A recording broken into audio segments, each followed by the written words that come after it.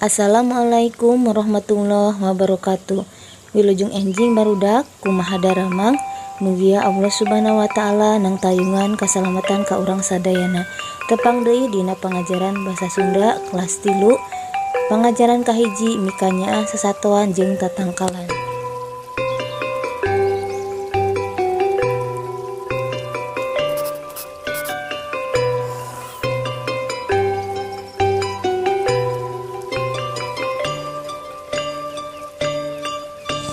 Cing regepkeun ku hideep.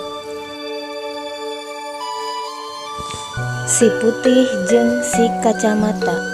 Aris bogaeun kelenci sajodo pamere timang ruhimat. Digukutna geus aya kana 2 bulana.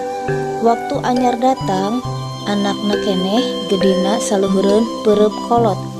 Nu hiji bulna bodas mani ngeplak dingaranan si putih. Nu hiji deui ge sarua bodas ngan dina lebah panonna aya warna hideung buleud. Eta pangna ku Aris bingaranan si kacamata. Mimitina mah ukur di paraban kangkung, tapi sanggeus maju ka gede parabna jadi hambur, teu cukup ku kangkung sabeungkeut.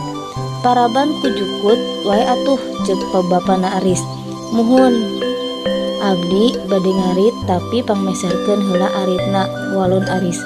Nah habis sakitu ngaritna tiasa pak kapan abdi sok mantuan wa sasmita upami nuju ngarit kanggo parab domba tembal Aris. Ayeuna mah Aris jadi boga tugas anyar nyaeta ngalajukut.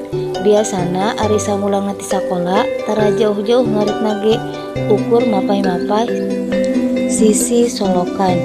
Kelenci teh mani moronton sabab hade piara.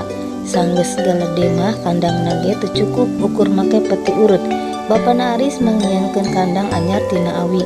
Dipantoan jeung ditiungan kuseng sangkan teu kahujanan. Kokotor pamicenan ti kandang dikumpulkeun pikeun gemuk tetangkalan. Digemukna ku kokotor kelenci mah. Tetangkalan teh jadi subur. Tangkal salerdi pelak emak-emana Aris oge. Mani ngemploh padahal di pelakna ukur dina kaleng urut cet. Kelenci teh sakapung sok dikencarkeun di buruan. Bari ditungguan mun geus sebeuheun ngencar ku Aris sok diasupkeun deui kana kandang terus pantona ditulakan. Jigana ngalila deui kelenci teh bakal baranahan. Kacipta bungahna Aris mun kelencina geus aranakan.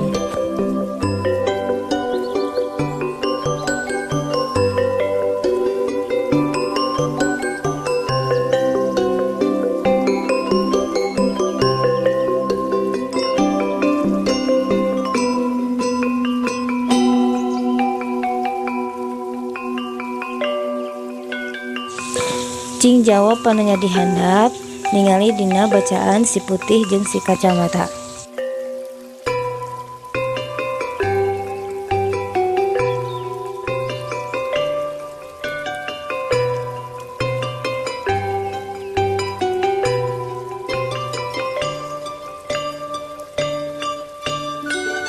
Bangsa kitu pangajaran dinten ayeuna hatur nuhun. Wassalamualaikum warahmatullahi wabarakatuh.